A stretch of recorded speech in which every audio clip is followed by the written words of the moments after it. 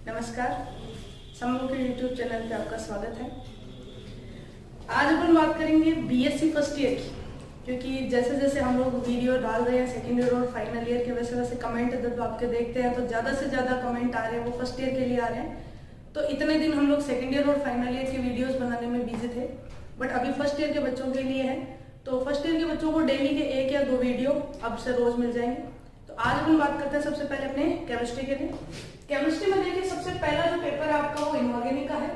Inorganic के लिए अगर बात करते हैं अपन तो अपने पास में है सबसे पहले यूनिट फर्स्ट, ठीक है। यूनिट फर्स्ट की अपन बात करते हैं तो फर्स्ट वन क्या है अपने पास में सहसंयोजक बंध, जिसे अपन बात करते हैं कोवेलेंट बॉन्ड की। देखिए सहसंयोजक बंध वाले जो क्वेश्चन है उसकी अगर मैं आपसे बात करूं तो यहाँ पे अपने पास में 2 इंपॉर्टेंट क्वेश्चन है। इसका एक है बात करें पार्ट फर्स्ट की, ठीक है, पार्ट फर्स्ट की, एक है पार्ट सेकंड की। आप इसमें दोनों पढ़ना चाहिए, दोनों पढ़ सकते हैं, बट कम से कम एक पार्ट को बहुत अच्छे से तैयार कर लें। देखिए पार्ट फर्स्ट के लिए अगर अपन बात करें तो अपने पास में इंपॉर्टेंट क्वेश्चन कौन से हैं। एक क्वेश्चन है सबसे पहला संकरण का, दूसरा अपने पास में क्वेश्चन है किसका, बीएससी पीआर सिद्धांत से, और जो थर्ड क्वेश्चन है वो चलेगा द्विध्रुव आघूर्ण से, ठीक है। तो आज अपन पार्ट फर्स्ट की जब बात करेंगे तो पहले अपन इन तीनों क्वेश्चन को डिटेल में डिस्कस करेंगे। तो देखिए सबसे पहले अपन बात करते हैं फर्स्ट टॉपिक जो आता है अपने पास में संकरण। देखिए संकरण की जो अवधारणा थी वो सबसे पहले किसके द्वारा दी गई थी, तो अपन कहते हैं सहसंयोजक बंध के लिए दी गई थी। वो क्या था, पॉलिन। क्वेश्चन आता है संकरण किसे कहते हैं, संकरण से रिलेटेड कुछ नियम समझाइए।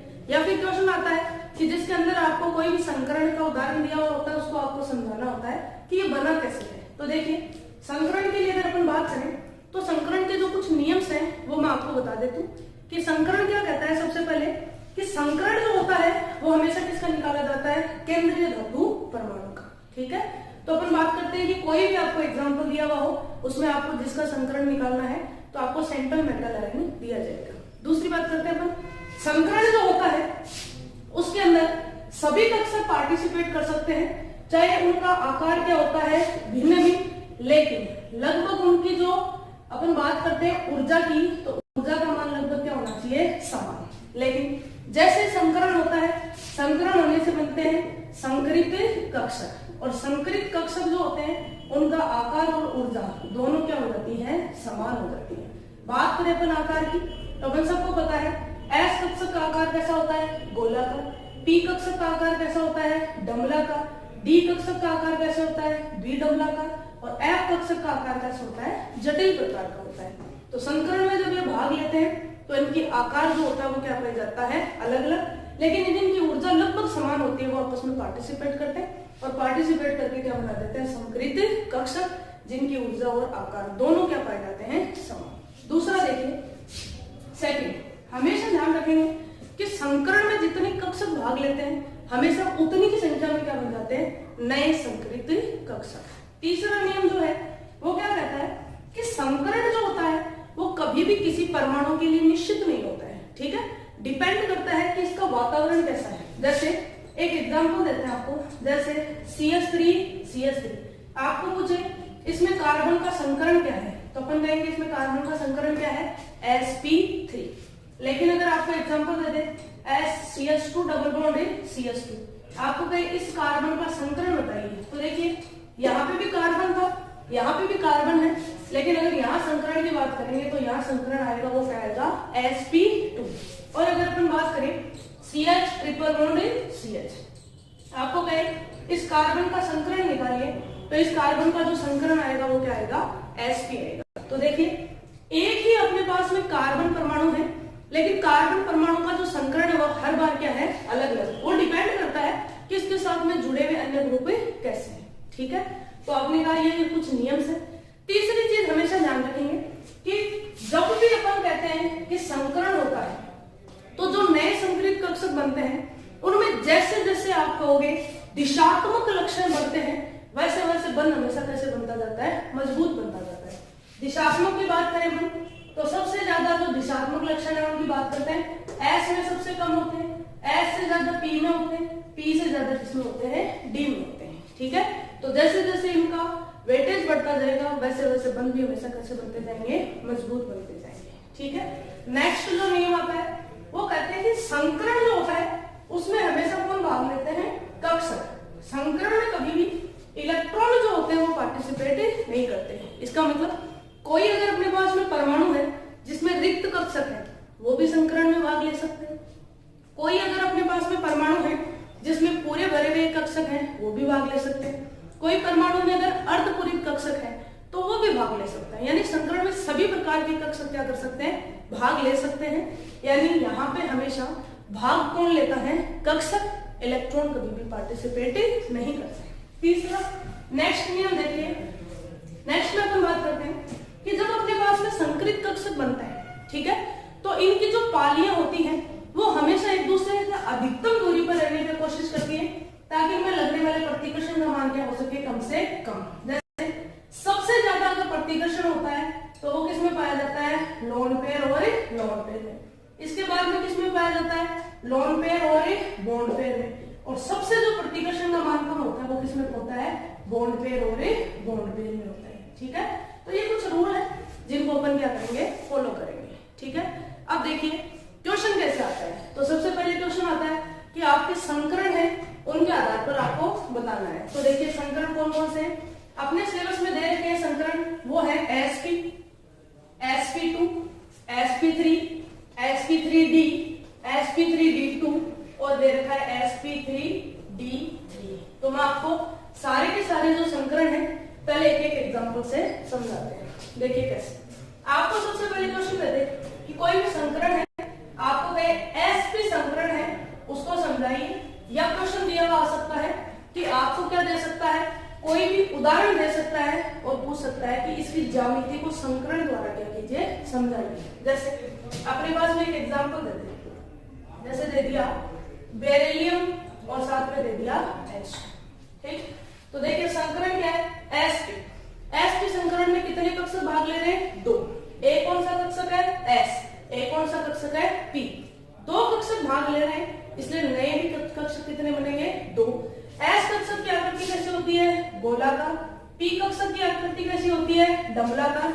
लेकिन जो नए कक्षक बनेंगे जिन्हें अपन संकरित कक्षक कहते हैं, उन दोनों का आकार लगभग क्या होगा, लगभग क्या एग्जैक्ट समान होगा, ऊर्जा भी क्या होगी एक तरह से समान, और दोनों पालियां इस तरह से व्यवस्थित हो जाएंगी कि प्रतिकर्षण का मान हमेशा क्या लगे, मिनिमम से मिनिमम। देखिए सबसे पहले बात करते हैं अपन बेरिलियम की। ठीक है, कितने नंबर पे आता है, तो अपने कहा hydrogen, helium, lithium and beryllium. कैसे लिखते हैं इलेक्ट्रॉनिक कॉन्फ़िगरेशन, 2 तक तो क्या हो गया, आपने कहा हीलियम। इसके बाद में क्या आता है, 1s2 के बाद में क्या आता है, 2s2। तो आपने कहा 2s में कितने इलेक्ट्रॉन है इसके पास में, 2। इसके बाहर कौन सा कक्षक है, 2p। इलेक्ट्रॉन कितने हैं इसमें, 0। ठीक है, देखिए इनको बनाते हैं अपन। आपने कहा बेरिलियम जो है इसकी अगर बात करें तो इसके पास में 2s में कितने इलेक्ट्रॉन है, 2। और 2p जो कक्षक है वो क्या पड़ा है, खाली पड़ा है। ठीक है, यानी ये उपसय संयोजक बना सकते हैं, लेकिन अपन पढ़ कौन सा रहे, सह संयोजक ही पढ़। तो आपने कहा इसकी एक्साइटेड स्टेट देखा, देखिए एक्साइटेड स्टेट में एक इलेक्ट्रॉन किसमें चला जाता है, 2p में। तो कैसे बनाएंगे इसको, ये 2s था, कितना इलेक्ट्रॉन है इसमें, 1 किसमें चला गया, आपने कहा 2p में चला गया। ठीक है, अब अपने पास में बंध बनाने के लिए क्या है, हाइड्रोजन। देखिए एक हाइड्रोजन है वो 1 इलेक्ट्रॉन इसको दे देता है। ठीक है, तो एक इलेक्ट्रॉन की क्या हो जाती है, शेयरिंग, और यहाँ पे बंध कौन सा बन जाता है, हमेशा सहसंयोजक। ऐसे ये दूसरा कक्षक खाली था, इसमें 1 इलेक्ट्रॉन था, वो बेरिलियम का। 1 इलेक्ट्रॉन किसका आ गया, हाइड्रोजन का। तो देखिए यहाँ पे 2 हाइड्रोजन है वो बेरिलियम से बंध बना रहे। आपने कहा कौन से कक्षक काम आ रहे, आपने कहा एक s कक्षक काम में आ रहे, एक कौन सा कक्षक है, p।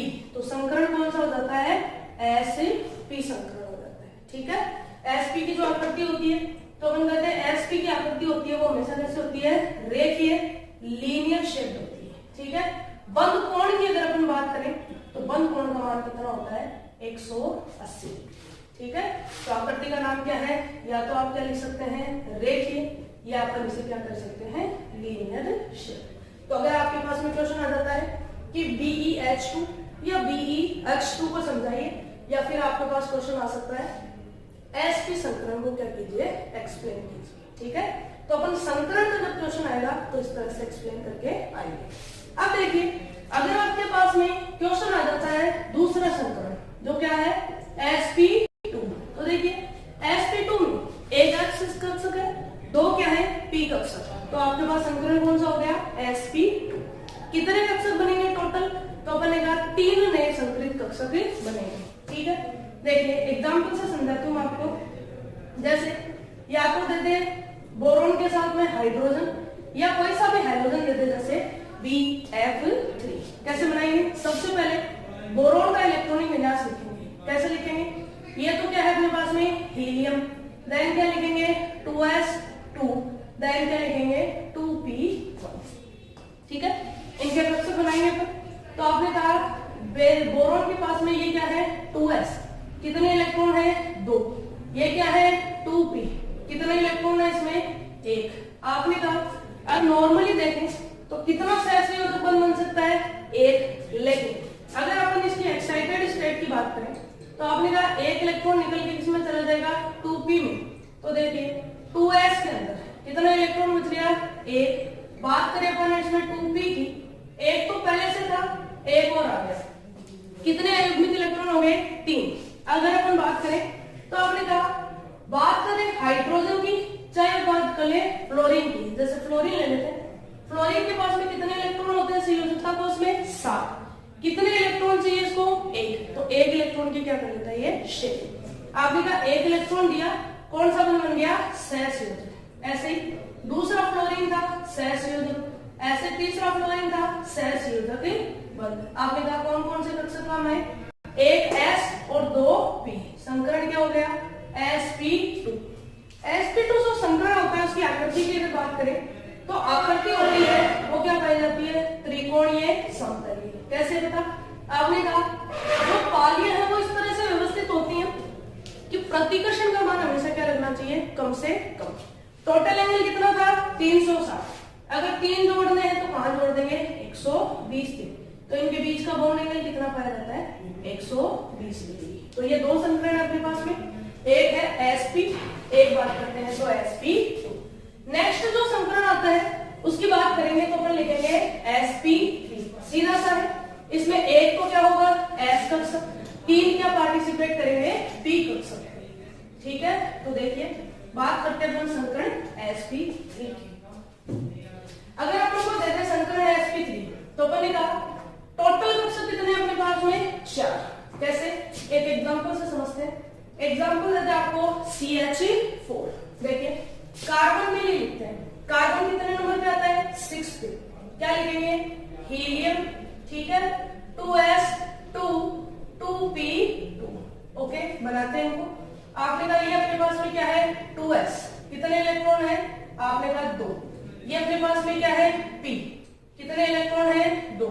आपने कहा नॉर्मल अगर कंडीशन में देखे जाए तो कितने सहसंयोजक बन सकते हैं सिर्फ 2, लेकिन अगर अपन बात करेंगे कि एक्साइटेड कंडीशन की, 1 इलेक्ट्रॉन किसमें चला जाएगा यहाँ पे, तो आपने कहा बना दीजिए। आपने कहा ये अपने पास में क्या है 2s कक्षक, इसके बाहर अपने पास में क्या है 2p कक्षक। इलेक्ट्रॉन देखिए इसमें कितना रह गया 1, पहले से कितने थे 2, 1 और आ गया। आपने कहा बात कर रहे हैं अपन H की, तो आपने कहा हाइड्रोजन है, एक एक बंध की क्या हो जाती है इलेक्ट्रॉन की शेयरिंग, कौन सा बंध बन जाता है सहसंयोजक बंध। आपने कहा देखिए ये अपन ने बनाए 4 हाइड्रोजन, 4 हाइड्रोजनों के पास सबके पास एक एक इलेक्ट्रॉन था। कार्बन के पास में कितने अयुग्मित इलेक्ट्रॉन थे 4, एक एक इलेक्ट्रॉन की क्या हुई शेयरिंग। कौन से कक्षक काम में आ रहे हैं, आपने कहा 1 s कक्षक, 3 p कक्षक, संकरण क्या हो गया sp3। sp3 जो होता है तो पहले इसकी आकृति की बात करते हैं, तो आकृति जो आती है इसकी आती है टेट्राहेड्रल, चतुष्फलकीय। आपने कहा चतुष्फलकीय आकृति को बनाते तो इस तरह से है, लेकिन ये एक तल में नहीं होती है। 2 बंद क्या हो सकते हैं एक तल में, तो आपने कहा बंद कोण कितना होता है 109 डिग्री 28 मिनट। तो आकृति ध्यान रखेंगे चतुष्फलकीय, ठीक है, जैसे लिखते हैं टेट्राहेड्रल। नेक्स्ट जो संकरण आता है उसकी अगर हम बात करें तो आपने कहा नेक्स्ट जो संकरण है वो अपने पास में sp3d।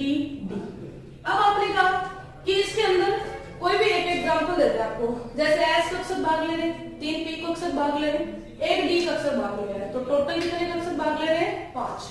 आपने कहा एक एग्जांपल से समझाते हैं, जैसे आपको दे दे PCl5। देखिए फास्फोरस जो होता है अपन ने कहा नाइट्रोजन फैमिली में आता है।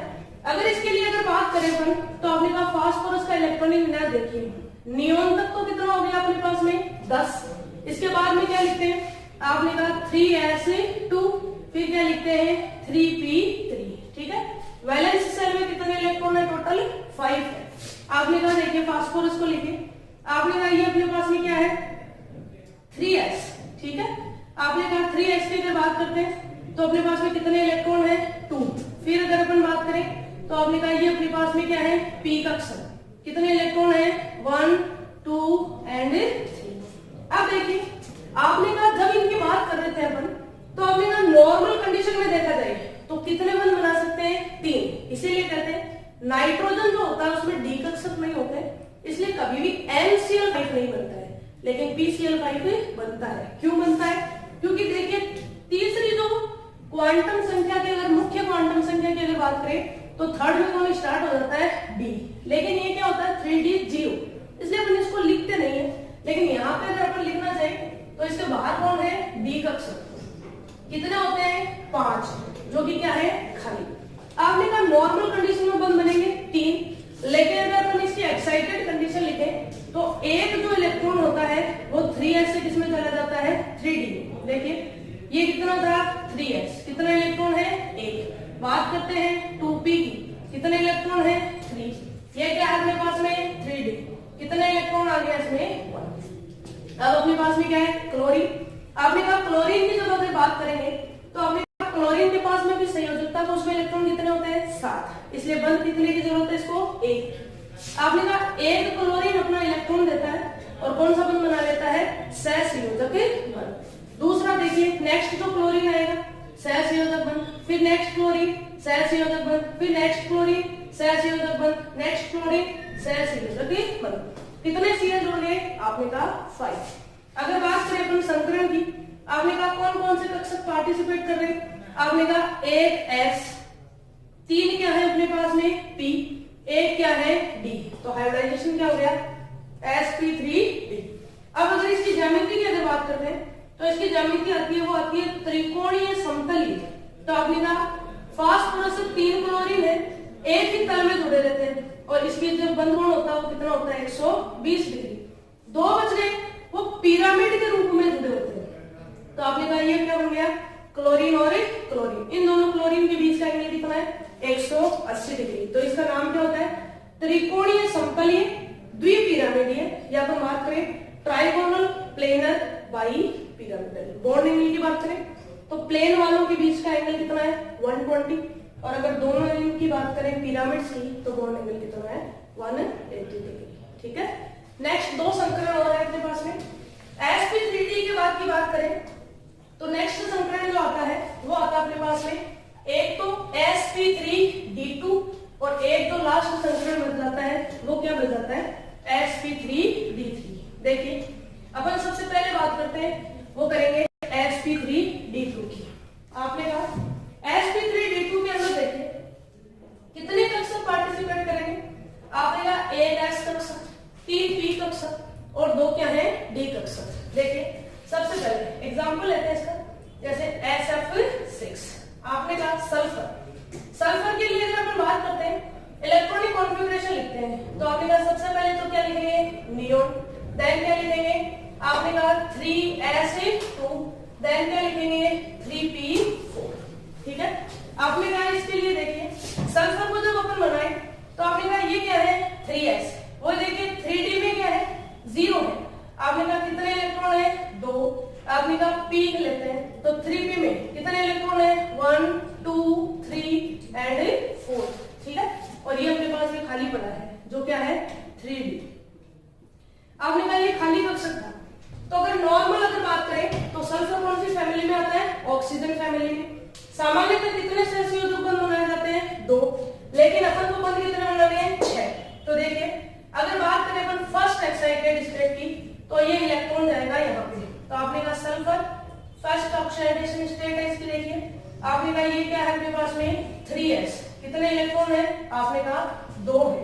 फिर क्या है अपने पास में 3p, कितने इलेक्ट्रॉन बच गए 3, एक इसमें चला गया d में, तो आपने कहा ये लीजिए 3d में एक इलेक्ट्रॉन। लेकिन यहाँ पे कितने से ऐसे योजक बन सकते हैं, तो आपने कहा 4 बन सकते हैं। अपन को बनाने कितने हैं 6, तो अपन लेते हैं इसकी सेकंड एक्साइटेड स्टेट। आपने कहा एक इलेक्ट्रॉन को और भेज देते हैं किसमें 3d में।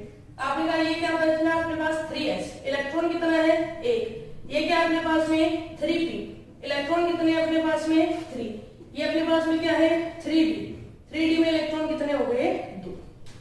टोटल अनपेड इलेक्ट्रॉनों की बात करें तो कितने अपने पास में, तो आपने कहा कि 4 और 2 6 है। तो देखिए क्या लिया अपन ने फ्लोरीन, आपने कहा हेलोजन फैमिली एक ही बंद बनाती है, एक फ्लोरीन, ये दूसरा फ्लोरीन, तीसरा फ्लोरीन, चौथा फ्लोरीन, ये पांचवा फ्लोरीन और ये अपने पास में छठा फ्लोरीन।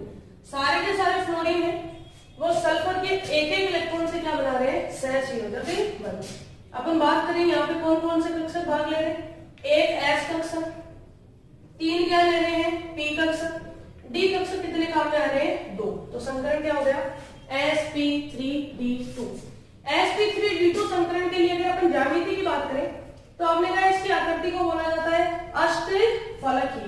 देखिए कैसे बनाते हैं अष्टफलकीय, ये क्या अपने पास में सल्फर 1 2 3 4, ठीक है, ये 4 फ्लोरीन होते हैं वो एक ही तल में है और ये आकृति क्या बन रही है वर्गाकार समतलीय। 2 जो फ्लोरीन बन जाते हैं वो पिरामिड्स के रूप में जुड़ जाते हैं, तो आकृति जो होती है उसका नाम क्या होता है अष्टफलकीय ऑक्टाहेड्रल, ठीक है। और वैसे अगर बात करें इसका नाम क्या हो जाएगा वर्गाकार समतलीय द्विपिरामिडीय। लास्ट जब अपन बात करते हैं तो अपने पास में संकरण कौन सा आता है sp3d3।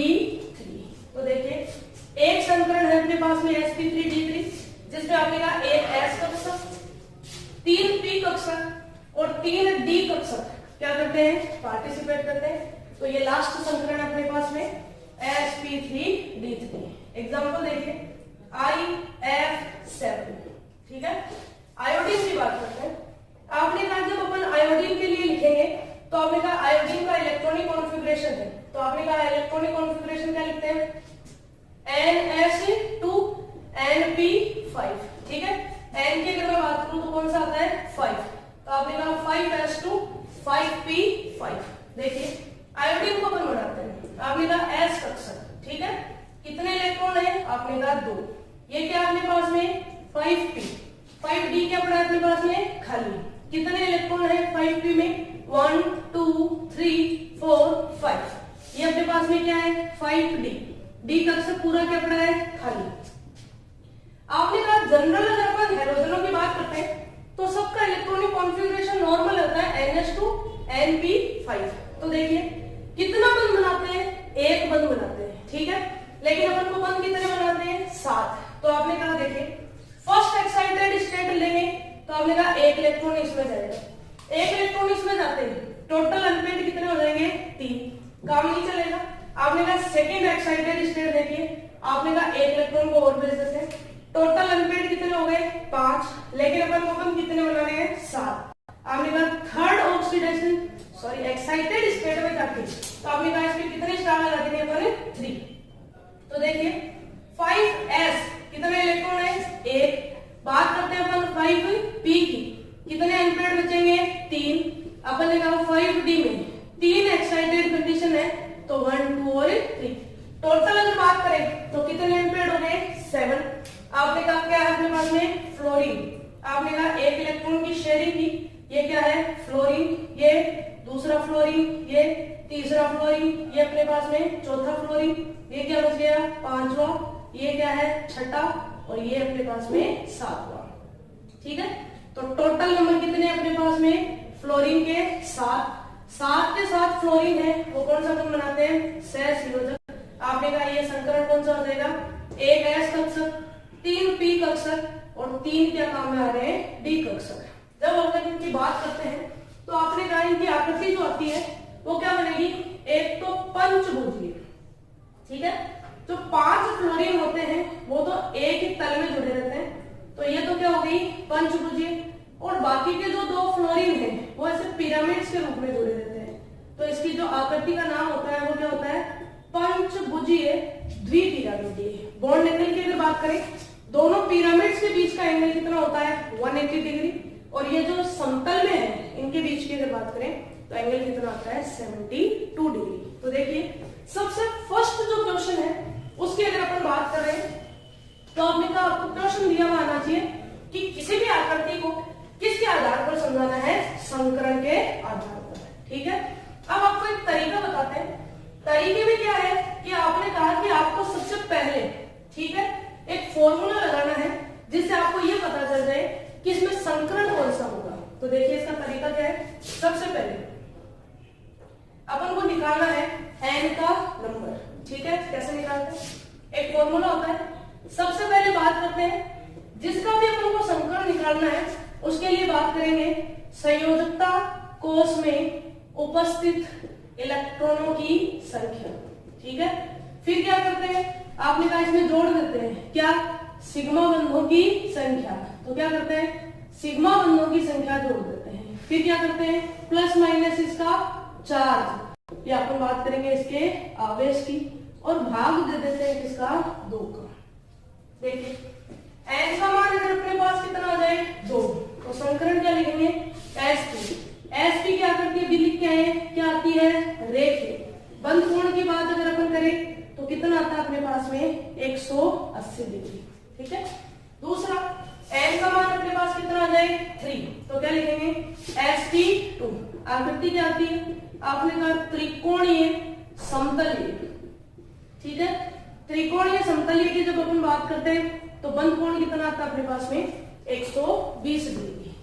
चलिए नेक्स्ट n का मान कितना आ जाए अपने पास में 4, तो संकरण क्या लिखेंगे sp3। sp3 की जो आकार है वो क्या लिखते हैं अपन चतुष्फलकीय, ठीक है। और चतुष्फलकीय जो होता है उसमें बंद कोण कितना होता है 109 डिग्री 28 मिनट। नेक्स्ट n का मान कितना आ जाए 5, तो संकरण क्या लिखेंगे sp3d। आकृति क्या लिखेंगे, तो आपने कहा त्रिकोणीय समतलीय और द्विपिरामिडीय, ठीक है। ये हो गई द्विपिरामिडीय। बंद कोण की बात करते हैं तो बंद कोण होते हैं 120 डिग्री के और 180 डिग्री के। नेक्स्ट n का मान कितना आ जाए 6, संकरण क्या लिखेंगे sp3d2। sp3d2 के अंदर जो अपनी आकृति आती है वो क्या आती है अष्टफलकीय। बंद कोण की बात अपन करते हैं तो कितने आता है 90 डिग्री और 180 डिग्री, ठीक है। नेक्स्ट n बराबर कितना आ जाए 7, संकरण क्या लिखेंगे sp3d3। आकृति क्या लिखेंगे पंचभुजीय द्विपिरामिडीय, ठीक है। और अगर अपन इसकी बात करें तो आपने कहा बंद कोण के मान कितने आ जाएंगे, एक तो 72 डिग्री और एक कितना बचेगा 180 डिग्री, ठीक है। तो आपको सबसे पहले क्या करना है, एक फॉर्मूला लगाना है, उस फॉर्मूले में क्या करना है सिग्मा बंधों को जोड़ना है, ठीक है। सिग्मा बंधों का पता करने के लिए सिर्फ और सिर्फ क्या कर देना है, ऑक्सीजन और नाइट्रोजन को छोड़ के बाकी जो भी है वो सारे के सारे कौन से बंध बनाते हैं सिग्मा। आवेश में ध्यान रखना है, अगर आपको प्लस का आवेश दे तो माइनस कर देना है, माइनस का आवेश दे तो क्या कर देना है प्लस कर देना है। अब देखिए सिग्मा बंधों वाले में कोई दिक्कत नहीं है कि ऑक्सीजन और नाइट्रोजन को काउंट नहीं करेंगे, आवेश वाले में कोई दिक्कत नहीं है कि प्लस का है तो माइनस कर देंगे, माइनस का है तो प्लस कर देंगे। लेकिन सबसे ज्यादा जो दिक्कत आएगी वो किस में आएगी, संयोजकता कोष के इलेक्ट्रॉनों की संख्या में। तो देखिए आपको एक ध्यान रखना है, अगर आपको दे दे कोई भी एस ब्लॉक का तत्व, अब एस ब्लॉक में भी 2 है, एक क्या है क्षार धातु, एक क्या अपने पास में क्षार मृदा धातु, ठीक है। तो देखिए इनके लिए अगर अपन बात करें तो अगर मैं आपको पूरे पीरियोडिक टेबल में बता देती हूँ जिससे आपको आसानी रहे। चलिए इसको मिटा देते हैं अपन। देखिए संयोजकता कोष की अगर अपन बात करेंगे तो आपको जो संकरण दिए जाते हैं वो सबसे ज्यादा दिए जाते हैं, वो या तो दिए जाते हैं एस ब्लॉक के तत्वों के और या फिर दिए जाते हैं पी ब्लॉक के तत्वों के। देखिए अगर अपन बात करें एस ग्रुप के तत्वों की, तो अपने पास में सबसे पहले कौन आता है? हाइड्रोजन। ठीक है, तो आपको पता है प्रथम एस ग्रुप में कौन कौन से तत्व होते हैं? सारे। दूसरी बात करते हैं अपन लिथियम के बाद कौन आता है? बेरिलियम। बेरिलियम के बाद में कौन सी फैमिली आती है? बोरोन, फिर कार्बन, फिर नाइट्रोजन, फिर oxygen, then fluorine, then neon. Neon से ऊपर कौन सी गैस आ सकती है? हीलियम। तो इस तरह से आपको सारे तत्व याद रखने। जैसे अगर मैं क्षार धातुओं की बात करूं तो अपन क्या लिख सकते हैं? हाइड्रोजन लिख सकते हैं, लिथियम लिख सकते हैं, सोडियम लिख सकते हैं, पोटेशियम लिख सकते हैं, रुबिडियम लिख सकते हैं, सीजियम लिख सकते हैं, फ्रेंशियम अपन जनरली नहीं लिखते हैं। ठीक है, आपने कहा यहाँ पे क्या लिख सकते हैं? मैग्नीशियम, कैल्शियम, स्ट्रोंशियम और क्या लिख सकते हैं? बेरिलियम। ऐसे बोरोन फैमिली में और कौन आता है? तो आपने कहा एल्यूमिनियम आ सकता है, आपने कहा इंडियम आ सकता है, आपने कहा थेलियम आ सकता है। कार्बन फैमिली में कौन आ सकता है?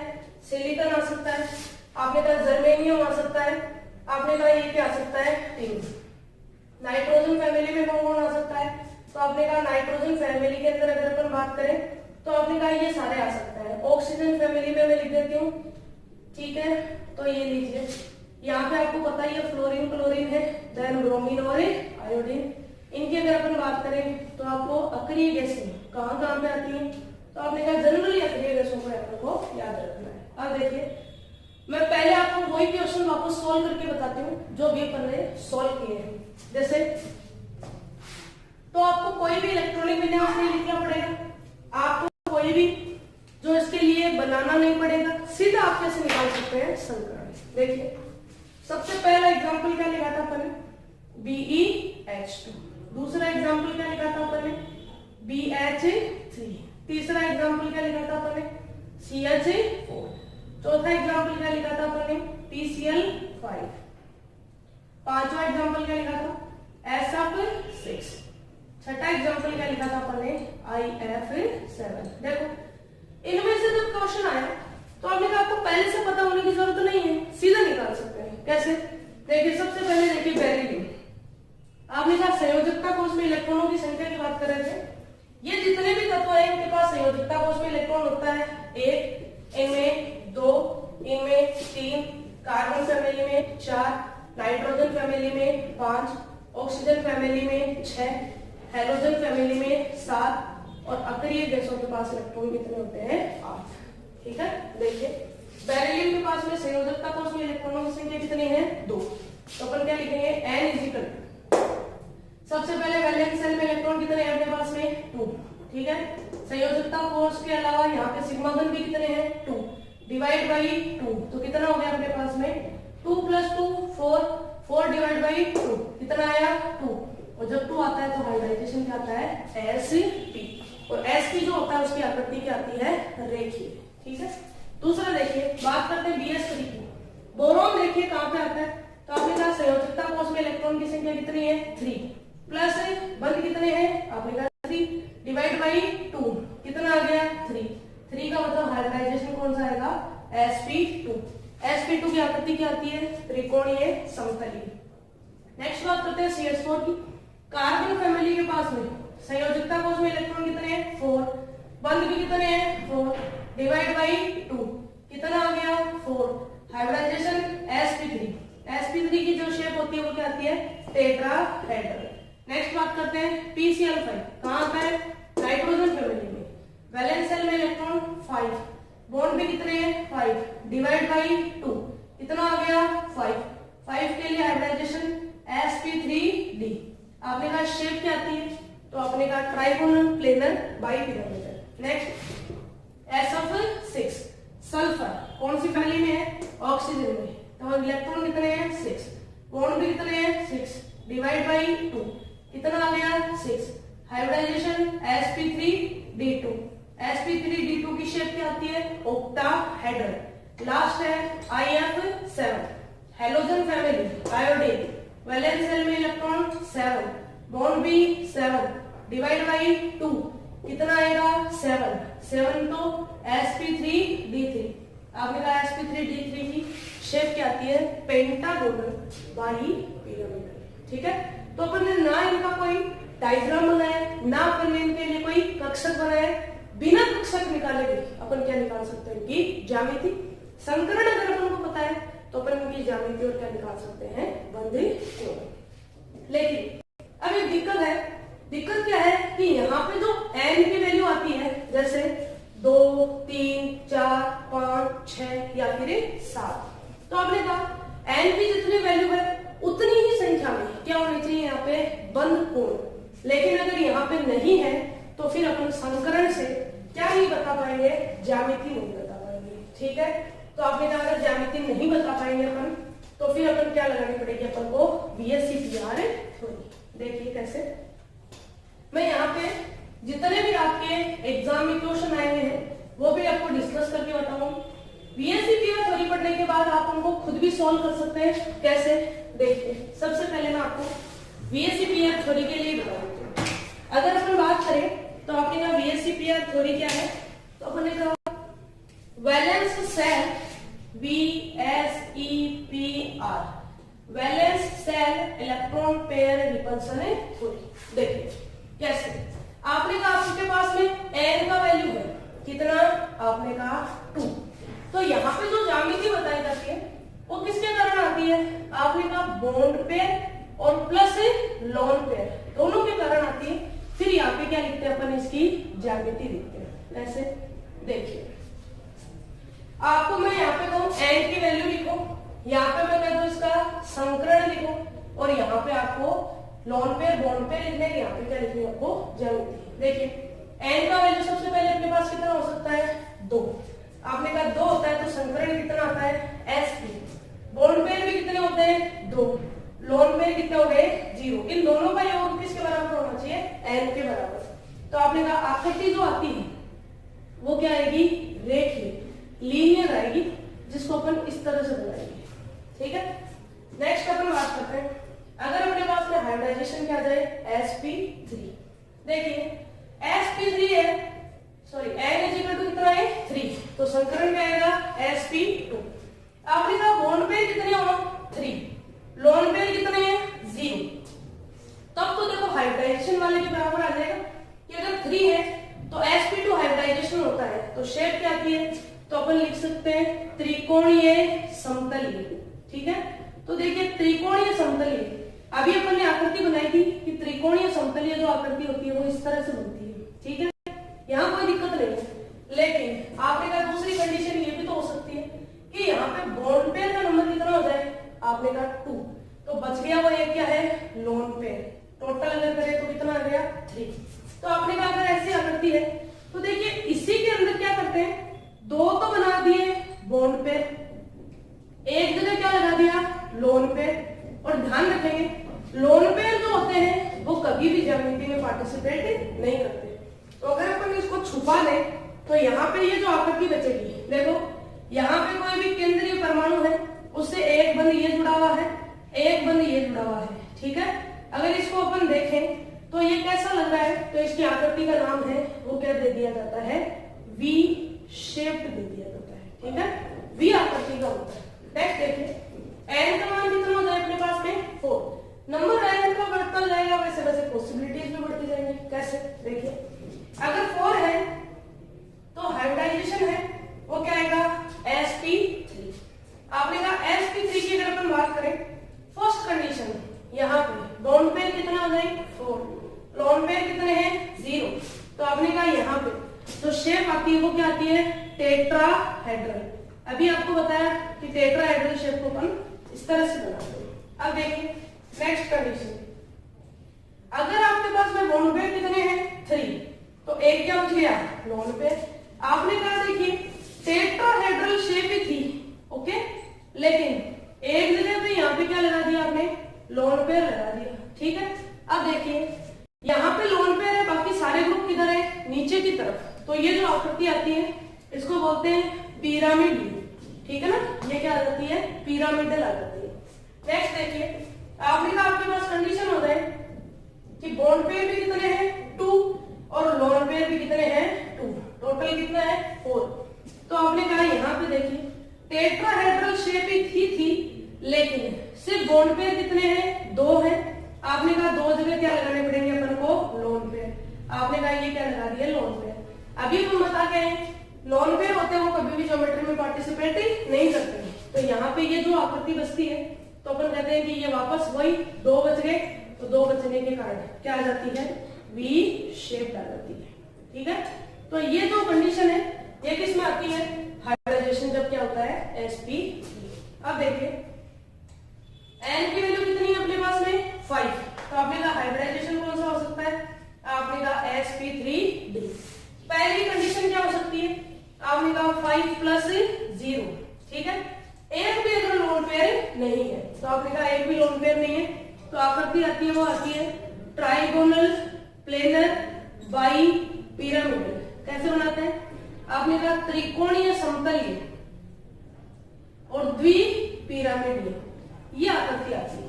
ठीक, लेकिन आपने कहा कंडीशन दे दे आपको, यहाँ पे बॉन्ड पेयर कितने हो जाए 4, एक क्या है लोन पेयर। देखो इसी आकृति की अगर अपन बात कर रहे हैं, लेकिन आपने कहा कि यहाँ पे बॉन्ड पेयर का नंबर कितना है, तो आपने कहा 4 है।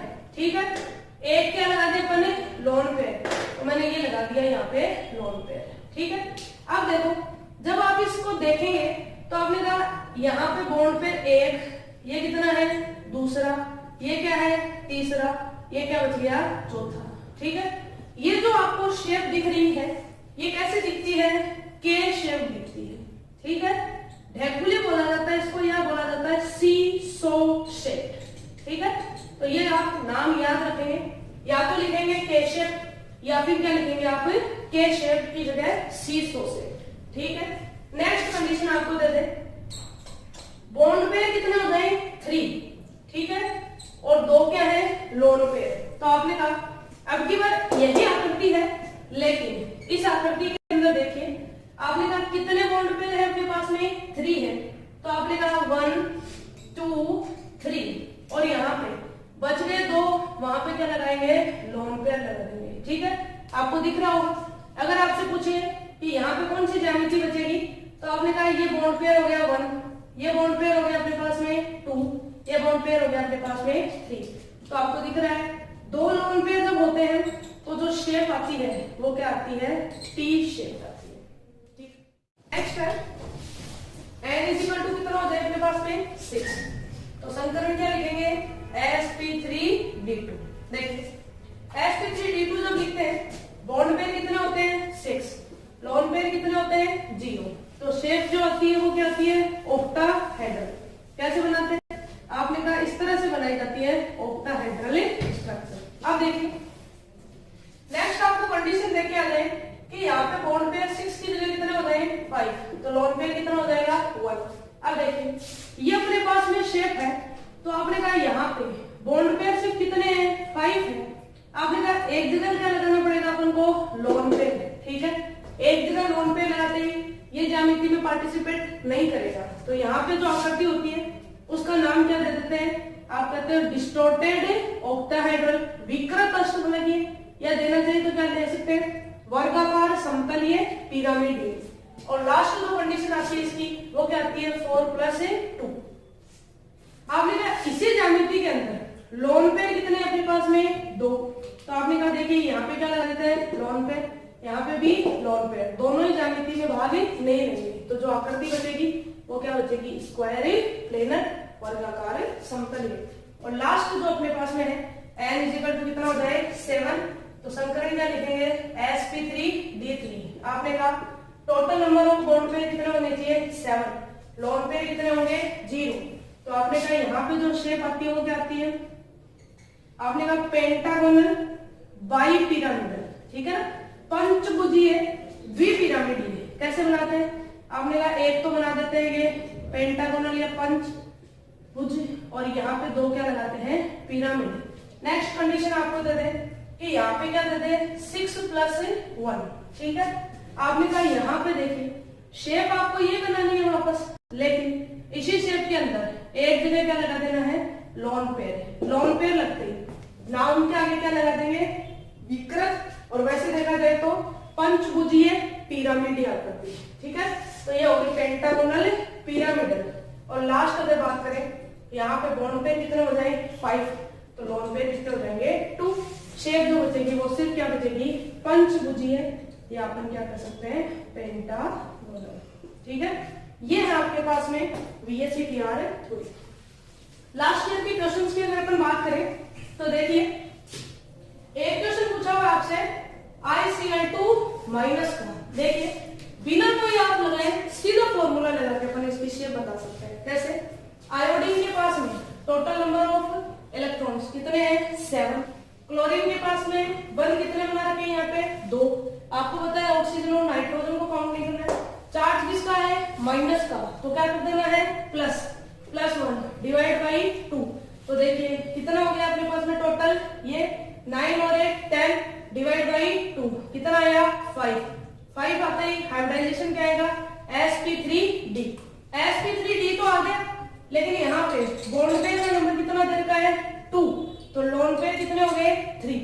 आप बताइए जब अपने पास में 2 होता है और यहाँ पे लोन पेयर कितने होते हैं, 3, तो शेप जो आती है वो क्या आती है, लीनियर आती है। ठीक है, दूसरा एग्जांपल देखिए, एक आपको एग्जांपल दिया हुआ है, वो दे रखा था कि यहाँ पे दे रखी थी आपको PCl5, ये अपन पहले डिस्कस कर चुके हैं, एक बार और बता देते हैं। PCl5 में देखिए फास्फोरस के पास में वैलेंस शेल इलेक्ट्रॉन कितने हैं, तो आपने कहा 5, बॉन्ड भी कितने हैं, 5 डिवाइड बाई 2 कितना आ गया, 5। हाइब्रिडाइजेशन sp3d, यहाँ पे बॉन्ड पे कितने हैं, 5, तो 5 प्लस लोन पे कितना हो गया, 0, टोटल 5 आना चाहिए। शेप क्या आएगी, तो आपने कहा पेंटागोनल और बाई पिरामिडल। कैसे आती है, अभी अपन बना चुके हैं इसको, ये आती है। एक क्वेश्चन पूछा था, वो पूछ रखा था आपसे ClAF5। देखिए क्लोरीन के पास में इलेक्ट्रॉन कितने हैं, 7, बॉन्ड कितने हैं इसके पास में, sigma bond 5 divide by 2, total कितना है, 12 बाई 2 कितना आ गया, 6 के लिए हाइब्रिडाइजेशन क्या आता है, sp3d2, लेकिन बॉन्ड कितने हैं यहाँ पे, 5 + 1। आप बताइए 6 होता तो क्या था, ऑक्टाहेड्रल। 5 + 1 में क्या आएगी, डिस्टॉर्टेड ऑक्टाहेड्रल या वर्गाकार समतलीय पिरामिड। एक एग्जांपल आया था आपके पास BrF3 का। देखिए यहाँ पे बोरो ब्रोमीन के पास में इलेक्ट्रॉन कितने हैं, 7, बॉन्ड कितने हैं, 3 डिवाइड बाई 2 कितना आ गया, आपने कहा 5 बोले तो sp3d, बॉन्ड कितने हैं यहाँ पे, 3+, तो कितना हो गया लोन पेयर, 2।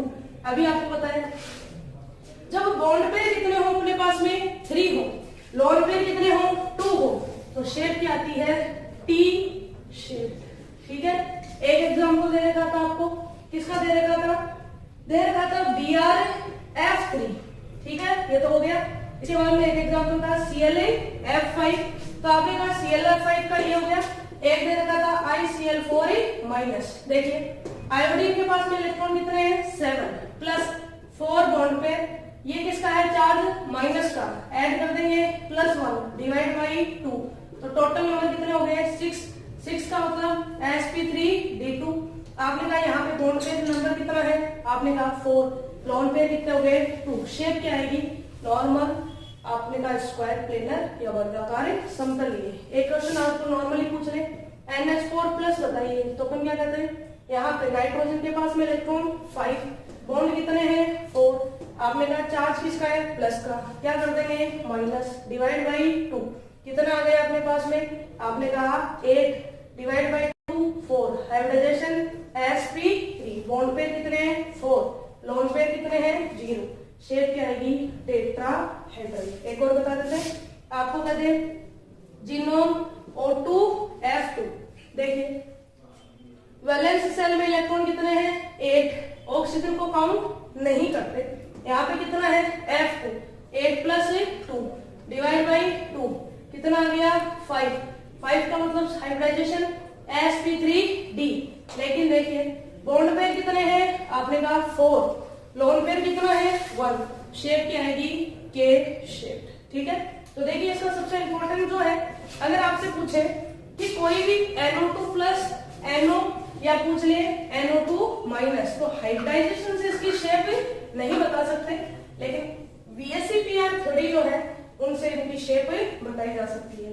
आपको एग्जाम में क्वेश्चन इस तरह के मिल सकते हैं कि NH3 CH4 और H2O, इन सब के लिए हाइब्रिडाइजेशन सेम है, लेकिन बॉन्ड एंगल के लिए क्या हो सकता है, डिफर। कैसे देखिए, आपने कहा 4 + 4 डिवाइड बाई 2 4, तो हाइब्रिडाइजेशन sp3। 5 + 3 डिवाइड बाई 2 कितना आएगा 4, hybridisation sp3। 6 + 2 divide by 2 hybridisation 4 में sp3। बट देखिए नंबर ऑफ बॉन्ड पेयर कितने हैं 4, तो लोन पेयर कितना हो गया 0। यहाँ पे बॉन्ड पेयर कितने हैं 3, लोन पेयर कितना हो गया 1। नेक्स्ट देखिए बॉन्ड पेयर कितने हैं 2, लोन पेयर कितना हो गया 2। देखिए इसकी शेप जो आएगी वो क्या आएगी परफेक्ट टेट्राहेड्रल। बॉन्ड एंगल की अगर हम बात करते हैं तो आपको पता है कि यहाँ पे बॉन्ड एंगल कितना आता है, ये लीजिए। NH3 की बात करें तो यहाँ पे बॉन्ड पेयर है 3 है, यहाँ पे क्या गया लोन पेयर। लोन पेयर इस पे क्या लगाएगा रिपल्सन, जिसके कारण थीटा की वैल्यू 109 डिग्री 28 मिनट से क्या हो जाती है कम। अगर बात करते हैं H2O की तो लोन पेयर कितने हैं यहाँ पे 2, ये क्या है बॉन्ड पेयर। शेप क्या है tetrahedral pyramidal V shape. Lone pair में क्या लगेगा रिपल्सन। लोन पेयर किस पर रिपल्सन लगाएंगे बॉन्ड पेयर पे, थीटा का मान क्या हो जाएगा कम। तो हमेशा ध्यान रखें जैसे जैसे नंबर ऑफ लोन पेयर बढ़ते हैं बॉन्ड एंगल हमेशा क्या हो जाता है कम हो जाता है। ठीक है।